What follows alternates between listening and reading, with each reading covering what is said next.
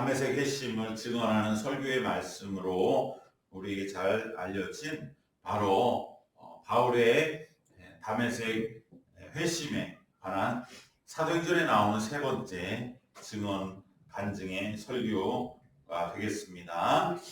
오늘 이 3차 회심은 3차 회심 증언은 1차가 9장에 나오는 다메섹에서의 회심의 말씀이고 2차가 22장에 나오는 바로 벨릭스 앞에서 했던 그러한 회심에 대한 간증, 그리고 오늘 본문은 3차 다메섹 회심 증언의 설교가 되는 것입니다. 이 3차의 특징은 무엇이냐면 1, 2차와 달리 이 3차는 유대인의 풍속과 문제를 잘 알고 있는 헤롯 아그리파 2세 앞에서 바로 아그리파를 향하여 했던 간증이기 때문에 이제 서로 어느 정도 알고 있는 사람에게 이 일의 모든 배경과 또 유대의 이 여호와 하나님을 믿는 그런 종교적인 배경을 너무나 잘 알고 있는 아그리파에게 이 내용들을 증언하는 것이기 때문에 또 이렇게 세 번째 마지막 사도행전에 기록된 간증이기 때문에 문제 핵심, 즉 복음과 믿음에 관한 내용을 하나도 빼거나 답답하지 않게 아주 시원스럽게 그렇게 말씀하고 있는 그러한 은혜의 말씀이 됩니다. 그리고 1차, 2차 간증보다 좀 더 추가되는 것이 있고요. 더 내용들이 차이가 좀 있는데, 예를 들면 우리가 알고 있는 것처럼 사실은 예수님과 다메섹 도상에서 만났을 적에 했던 것은 그렇게 많은 말을 하지는 않은 걸로 우리는 생각되지 않습니까? 그리고 예수님이 소명을 주시는 것, 네가 이제 나를 증언하고 이방 사람들의 전도자가 될 것이라는 그 사명은 사실 예수님 그 자리에서 준 건 아니잖아요. 그런데 오늘 우리가 읽은 이 3차 회심의 세 번째 회심 설교에서는 마치 그 자리에서 예수님이 직접 말씀하신 걸로 그렇게 기록이 되어 있는 것입니다. 즉 간증이라고 하는 것은 결국은 시간이 흐르면 간증의 강조점이 달라지는 변화가 생긴다는 것이죠. 그렇기 때문에 더욱더 그 체험이 여러 가지 상황으로 다르게 전해지면서 더 그 체험이 살아나고 더 살아있는 그러한 생동하는 간증이 되는 것이지, 어떤 것이 맞고 어떤 것은 틀리고 그 사실을 갖다가 비교하는 그것은 의미가 없다 라고 하는 것을 우리는 보는 것도 또 아주 좋은 그러한 변화가 되는 그 모습을 우리는 보게 됩니다. 바울이 이렇게 오늘 본문에서 세 번째로 증거하는 다메섹의 회심의 증언의 핵심 내용은 무엇이냐? 그래서 내가 메시아이신 부활하신 예수님을 만났고 그 예수님을 만나서 나는 회개하였고 그리고 사명을 받게 되었다라는 것이 핵심적인 메시지입니다. 바울은 우선 이 6절 말씀에서 지금의 이 논란과 모든 이 재판은 하나님이 우리 조상에게 약속하신 것을 내가 바랬는데 그것을 바랬던 그 약속하신 것을 내가 이제 받았고 그것을 전하기 때문이다. 이렇게 처음에 말씀을 합니다. 하나님이 약속하신 것이 무엇입니까? 바로 그것은 메시아죠. 그래서 하나님이 우리 조상에게 약속하신 것을 우리는 다 바래왔는데 유대민족은 수천 년 동안 기다려왔는데 그것을 이제 내가 전하기 때문에 이 핍박을 받습니다. 이렇게 전제하며 말씀을 합니다. 그러면 왜 예수가 메시아인가? 이것을 이제 내가 여러분들에게 증언하겠다는 것이 밑에 깔려 있는 것이죠. 내가 지금 왜 핍박받느냐? 메시아 때문이다. 내가 전하는 메시아 말 안 해도 알겠지요? 그것은 바로 예수님입니다. 예수님은 뒤에 나오지만 전제해 놓는 것이죠. 나는 메시아를 전하다가 지금 이 핍박을 받고 있는데 유대인 나를 비판하는 여러분들도 다 메시아를 기다리지 않느냐. 그래서 우리 민족이 수천 년 해온 것 아니냐. 나도 바울도 우리 유대인 중에 한 사람이다. 이렇게 우선 헤롯 아그리빠도 다 공감할 수 있는, 그래 유대인들은 메시아를 기다렸어. 바울도 저 문제 때문에 지금 이렇게 고민하고 있구나. 즉 바울이 고민하는 것이 뭐 유대인들을 해하려 한다든지 유대인들에게 무슨 반역을 했다 이래서가 아니고 모든 유대인들이 같이 고민하고 있는 문제를 바울도 같이 고민했을 뿐이구나. 이렇게 공감을 얻으면서 오늘 말씀을 시작하고 있는 것이죠. 그러면 바울이 생각하는, 왜 그럼 그 수천 년 기다려온 유대인들의 메시아가 예수냐? 바울은 너무나 단순합니다. 그는 부활했기 때문이다. 부활한 자는 죽음을 이겼기 때문이고 메시아는 죽음을 이긴 메시아. 왜냐하면 우리 인생의 가장 큰 문제는 유대인들이 왜 메시아를 기다리느냐? 그것은 바로 유대 나라가 하나님을 섬기는 제사장 나라로 회복되기 위함이거든요. 그런데 예수님이 이 땅에 오셔서 하나님을 가장 잘 섬긴 최고의 제사장일 뿐만 아니라 예수님은 우리 유대인만의 메시아가 아니라 온 인류의 메시아. 그래서 온 인류가, 온 세상이 유대인이라고 하는 제사장 나라를 통하여 하나님을 만나는 그 일을 하기에 예수님은 안성맞춤인 뿐만 아니라 또 하나 온 인류는 자기네가 메시아를 기다린다든지 제사장 나라가 되는 그러한 건 관심이 없이 그들의 문제와 유대인들의 문제, 이방인들과 유대인이 동일하게 문제 삼는 인간의 문제는 뭐냐? 죽음이요 구원의 문제다. 그래서 오직 십자가의 제사와 부활을 통해서, 그런데 부활을 통해서 궁극적으로 이루어지고 그 부활을 실제적으로 나에게 나타나서 증거해 주신, 내가 죽었다가 살아났어, 네가 지금 박해하는 그 교회는 곧 예수님을 자신을 박해하는 것이라고 나에게 생생하게 내 귀에 말해준 그분이 누구냐? 바로 예수님이기 때문에 예수님은 메시아라고 나는 고백할 수밖에 없다. 이렇게 바울은 증언하는 것이죠. 그런데 처음에 바울이 말할 첫 번째에서 예수님은 뺍니다. 그리고 그냥 부활은 있는 것 아닙니까? 왜 부활 안 했다고 합니까? 라고 8절에서 말씀하면서 시작을 하는데, 이것도 바울의 고도의 작전인 것이죠. 8절에 당신들은 하나님이 죽은 사람을 살리심을 어찌하여 못 믿을 것으로 여기나이까? 즉 그냥 부활에 대한 것을 왜 못 믿으면 이 얘기죠. 이것은 바로 당시에 바리새인들도 믿었던 일반적인 부활과 표현상으로는 같은 내용처럼 들립니다. 그렇잖아요. 당신들은 어찌 하나님이 죽은 사람 살리심을 못 믿을 것으로 여깁니까? 마치 이것은 예수라는 이름은 빼져 있고 왜 부활을 못 믿습니까? 그 얘기잖아요. 그러니까 이것은 그 자리에 있는 유대인들을 반으로 쪼개는 바울의 아주 고도의 작전이죠. 바리새인들이 사두개인들한테 늘 하는 말이에요. 왜 당신들은 하나님이 부활을 우리에게 주신다는 것을 못 믿느냐? 이러한 물음을 던지면서 일반적인 물음을, 부활에 대한 표현을 말하는 것으로 그렇게 예수님에 대한 이름은 꺼내지 않고 일반적인 부활에 대하여 말을 던집니다. 당시 바리새인들, 그들은 가르치기를, 구약에 보면 우리가 시편에라든지 이사야에 보면 하나님도 반드시 부활에 대한 말씀을 구약에도 주셨다. 이것을 바리새인들은 그렇다고 해석을 합니다. 그러나 사두개인들은 그렇게 해석 안 합니다. 그 구절은 하나님이 하나의 비유로 주신 거야.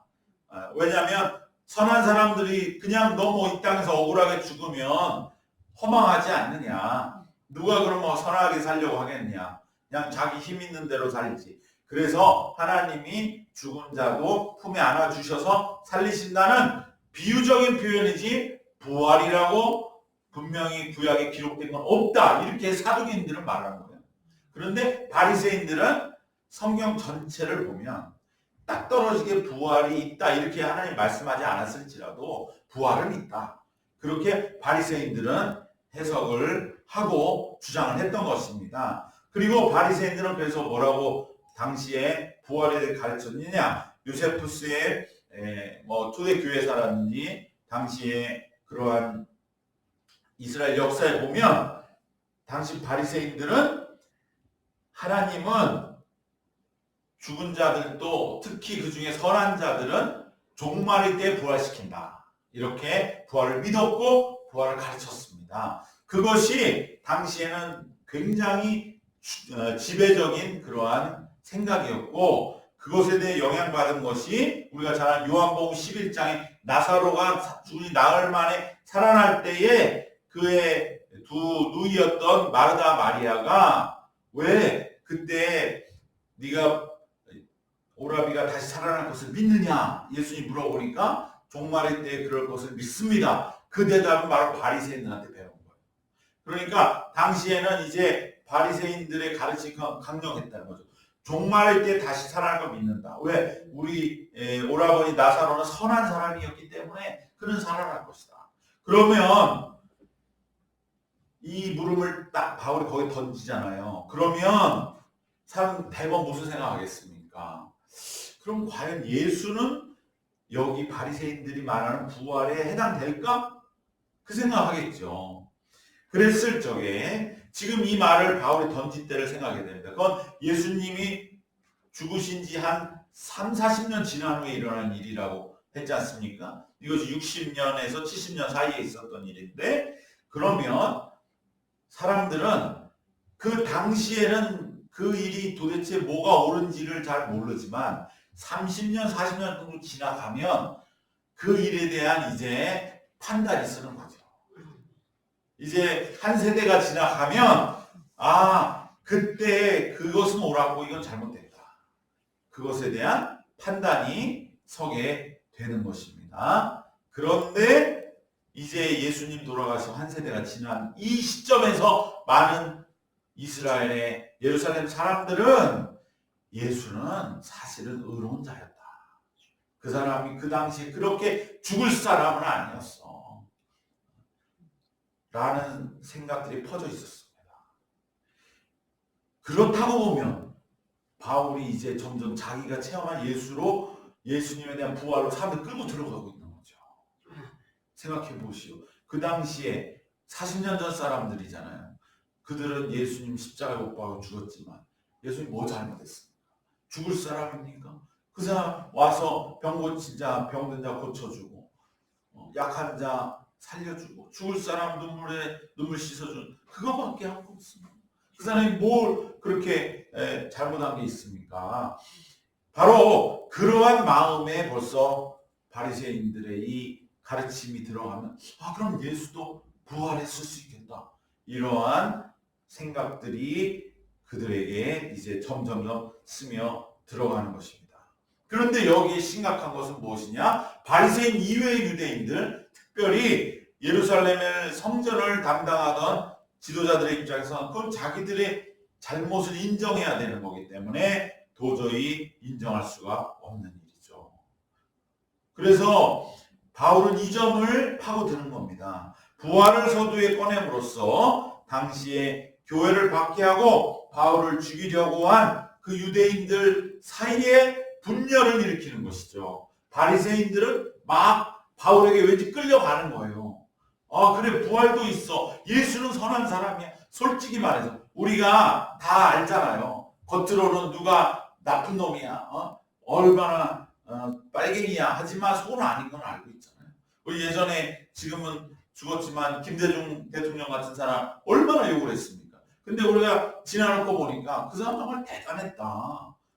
우리나라에 이렇게 먹을거리를 많이 해놓고 그리고 그 여러 가지 지금 한류가 힘쓰는 것도 다 해놨다. 이것을 그 당시에는 아무리 얘기를 해도 못 알아들어요. 3, 40년 지나고 지금쯤 아직도 멀었죠. 지나고 나면 이제 객관적 평가가 오는 것처럼 당시에도 예수님이 죽을 사람은 아니었어. 그는 그래도 예수님을 메시아라고는 인정 못해도 선지자는 뛰어넘는 사람. 예레미야, 엘리야보다 나은 사람. 그 사람은 그렇게 많은 그러한 좋은 말씀 우리에게 했고 하나님 말씀 전했고 그리고 피를 흘린 그 선한 사람이었다. 바로 이러한 생각을 가진 바리새인들의 입장에서는 바울의 이 간증 앞에서 점점점 이제 자기들의 이 생각이 설득당하는 것이죠. 반면에 반대편에 있던 사두개인들 또 제사장들의 마음은 정말 괴로운 거죠. 바울에게는 할 말이 없고 바리새인들의 눈치도 봐야 되고 그들이 하나가 돼서 바울을 죽이려고 하는 로마도 끌어들이고 헤롯도 끌어들여서 바울을 예수님처럼 십자가에 죽이려는 그 모든 계획은 지금 수포로 돌아가게 생긴 것입니다. 부활을 믿는 바리새파와 믿지 않는 사두개파 그리고 부활해서는 안 되는 성경 지도자들 사이에 분열과 다툼과 자중질환과 서로에 대한 원망 불평을 일으켜서 모두가 진리가 아니라는 것을 바울은 결정적으로 또 논파해 나가는 것입니다. 그리고 이제 모든 이들은 이제 할 말이 없는 거죠. 이제는 더 이상 바울에 대해 왈가왈부할 수가 없어요. 이제는 어느 시간이냐? 예수님을 전하는 시간. 그래서 9절 이후에는 바울은 이제 드디어 부활하신 예수님과의 만남을 철저하고 자기의 개인적인 삶의 고백과 체험으로 증언하고 있습니다. 그래서 우리가 여기에서 바로 잘 아는 다메섹의 회심을 세 번째로 증언하는 바울의 설교에 모두가 이제 귀를 기울이게 되는 거죠. 그러면서 바울은 생생하게 마치 그 수십 년 전에 자기가 다메섹에서 만난 일을 바로 어제 일처럼 간증하며 정말 그곳에서 여러분도 이 자리에 그 다메섹으로 이 사람들을 끌고 가고 싶은 거예요. 바울. 너무나 생생하게 그곳에서 나는 예수님을 만난다. 바로 그러한 그 내 신앙의 이러한 원초적인 뿌리와 같은 그 체험들이 우리에게도 있으시기를 축원합니다. 여기에서 우리의 강력한 신앙의 힘이 나옵니다. 내가 거기서 하나님을 만났다. 그 장소에 그 모든 집과 교회당 산과들 그것은 그냥 평범한 건물일지 몰라도 남의 눈에는 내게는 거기가 하나님이 살아계신 하나님의 집 베델이었다. 그런 것이 내 안에 꼭 있어야 됩니다. 그럴 때에 나는 어떠한 상황에서도 능력 있게 주님을 전하게 될 줄 믿습니다. 뿐만 아니라 바울은 이제 그 만남 이후에 자기 자신은 철저하게 회개했다. 즉 예전의 자신의 모습도 특별히 강조하고 있다는 것이 또한 이 3차 세 번째 간증의 특징이에요. 1차, 2차에는 이런 얘기가 없잖아요. 그러나 3차에는 내가 이전에 정말 여러분 다 아는 것처럼 얼마나 열성적인 바리새인으로서 대제사장들에게 그런 위임을 받아서 많은 사람들을 격분하고 모욕하는 말을 하게 형벌하고 외국성에까지 가서 박해했다. 예전에 자신의 죄악된 모습을 다 말씀하면서 그러나 그 체험 이후에는 예수님을 만난 체험 이후에는 내가 너무나 달라졌다는 것을 또한 말씀하는 이유는 그러므로 다메섹의 회심이 너무나 확실했다. 그러지 않으면 내가 이렇게 바뀌겠는가? 바뀐 나를 봐서라도 부활하신 주님은 반드시 나를 만나셨다는 것을 증언하고자 하는 것입니다. 그리고 이 다메섹의 만남 이후 회심 이후에 나는 이제 이전과는 너무나 다른 생을 살아왔다. 즉 이것을 강조하기 위해서 그 이전의 삶을 바울은 더욱더 자세하게 상세하게 서술하면서 이 모든 건 무엇이냐? 바울의 부활의 체험을 더 확실하게 해주기 위한 것이죠. 당신들이 만약에 내가 부활한 것에 대해서 그냥 그것이 여전히 들은 얘기니까 그걸 본 건 아니잖아요. 바울은 봤지만. 그래서 의심이 생긴다면 내 삶이 이렇게 바뀐 걸 보면 부활이 있는 거 알지 않습니까? 우리가 부활에 대해서 이렇게 체험한 경우가 많아요. 사실은 내가 뭐 죽었다 기절했다 깨어난 그러한 체험도 있겠지만, 그러나 많은 경우에는 내 삶이 완전히 바뀌었다. 그것이 곧 나의 부활의 확실성이다. 이렇게 우리들은 선언하는 경우가 많습니다.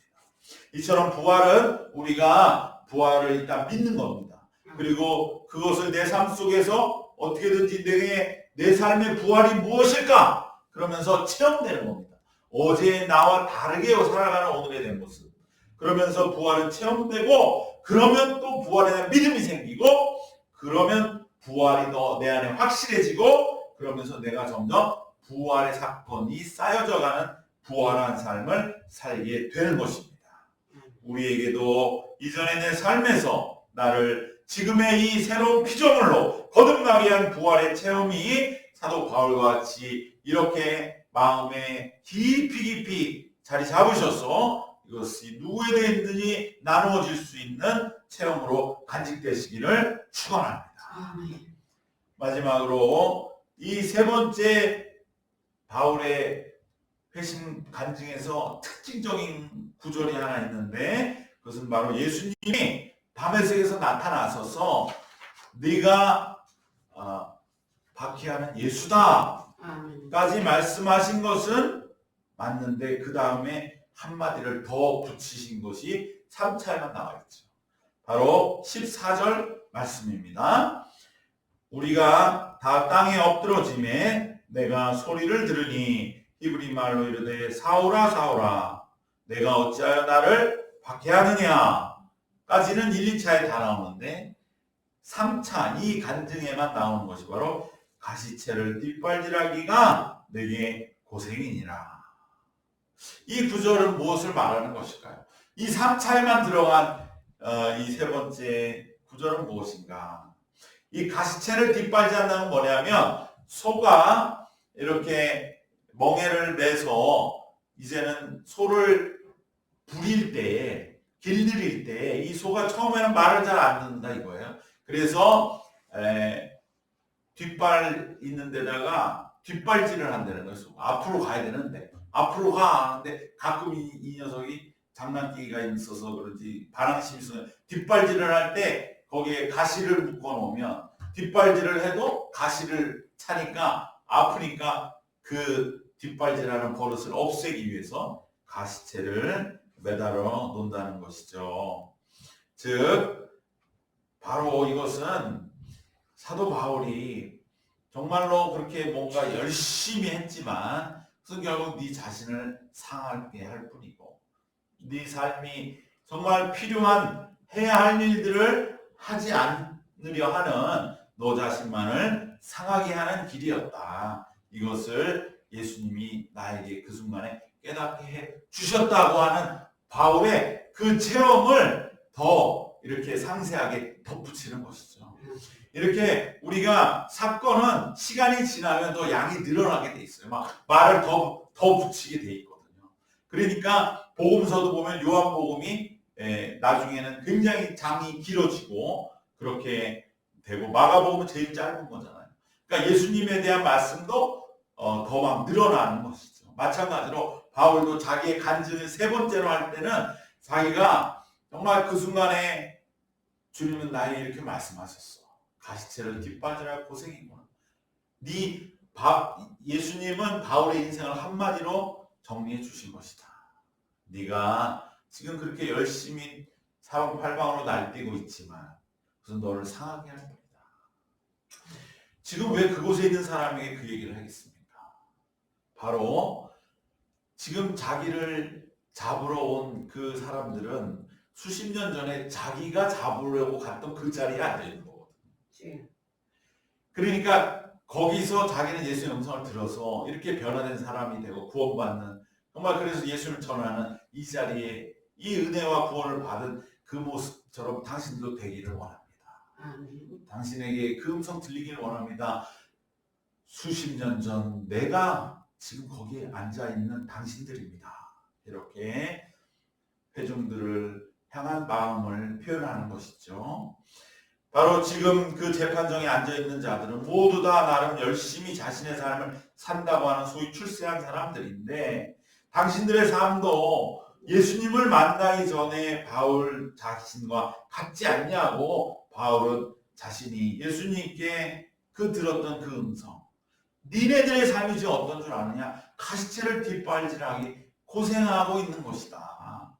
눈을 떠라 라고 바울은 회중들에게 전하고 있는 것입니다. 바울이 악착같이 박해하기 위해 다메섹에 갔듯이 지금 재판석에 있는 자들도 악착같이 바울을 지금 박해하려고 가이사랴까지 온 그 모습은 정말 예수님이 다메섹까지 온 바울을 불쌍히 보시는 것처럼, 바울의 눈에는 거기까지 와서 앉아있는 사람들이 불쌍하게 보이는 거죠. 그때 예수님은 바울 자신도 몰랐던 바울의 모습, 즉 너의 모습은 가시체를 뒷발질하면서 아파하는 네 모습이었다는 것을 깨닫게 해주신 것처럼, 그것이 오히려 바울에게 이제 세월이 지나고 보니까 큰 위로가 됐던 거예요. 그것처럼 바울은 지금 이 자리에 있는 모든 이들도 자신들의 모습을 깨닫기를 소망하면서, 예수님은 내게 그렇게 들려주셨고 그것은 나의 큰 위로가 되었다. 정말 열심히 산다고 난 살았지만 그것은 내 자신을 해하는 것이었고 내 자신을 괴롭히는 것이었고, 내가 예수를 만나지 않았다면 나는 평생 내 자신을 해하면서 피곤하게 살면서도 뭐 하나 이룬 것이 없는 그러한 인생이 될 뻔했는데, 예수님은 나에게 그곳에 오셔서 나의 피곤한 인생 다 내려놓고 두 손 들고 내게로 오라고 불러주셨기 때문에 나는 이전의 모든 죄와 허물을 회개하고 새로운 피조물로 거듭나서 이제는 오직 하나님께로부터 받은 사명을 가지고 살아 오늘 여기까지 왔노라고, 그렇게 바울은 그곳에 있는 모든 이들을 위로하고 있는 것입니다.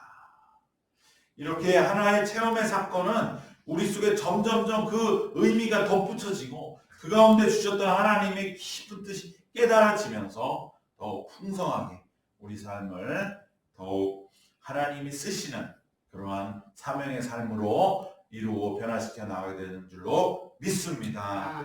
우리도 마찬가지로 우리의 피곤한 인생, 정말 열심히 산다고 살지만 예수를 떠나면 가시체를 뒷발질하기 내게 고생이라고 하는 그러한 삶은 우리가 다 주님께 내려놓고 다시 한번 우리 주님 앞에 회개하고 새로운 피조물로 거듭나고 오직 하나님이 내게 주신 사명을 다시 한번 우리 안에 새롭게 회복해서 이제는 회심한 능력에 변화된 생을 살아가는 우리 모두가 되시기를 주님의 이름으로 축원합니다.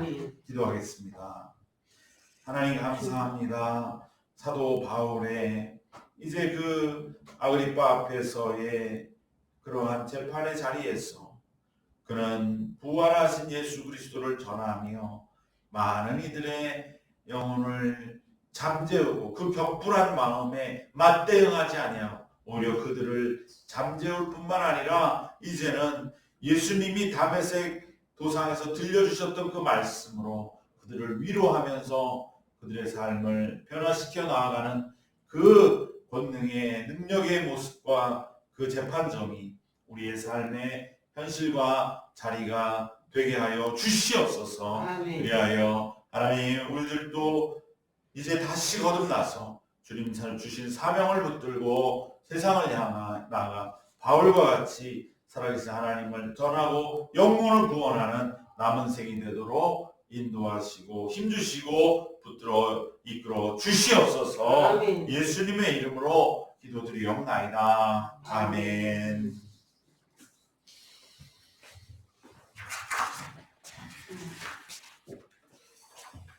4월 둘째 주 지나면서 이제 점점 우리 이제 고난주간 맞이하고 있습니다. 더욱 하나님께 기도하면서 하나님 기도 응답받고 우리에게 맡긴 사명 어떻게 하면 감당할지 인도하여 주시옵소서. 기도하고 하루하루 주님과 충실하며 신실하시기를 바랍니다. 우리 찬송가 542장 다 같이 부르신 후에 통성으로 기도드리시고 축도로 예배를 마치겠습니다.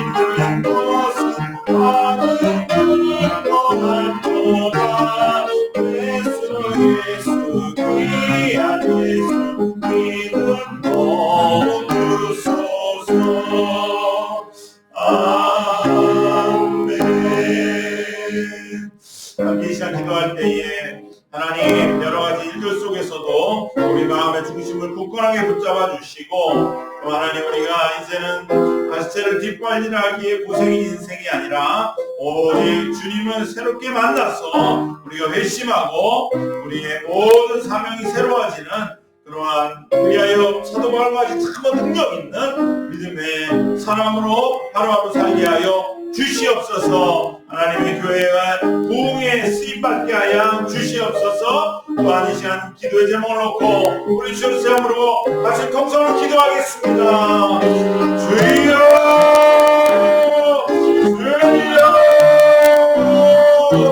주여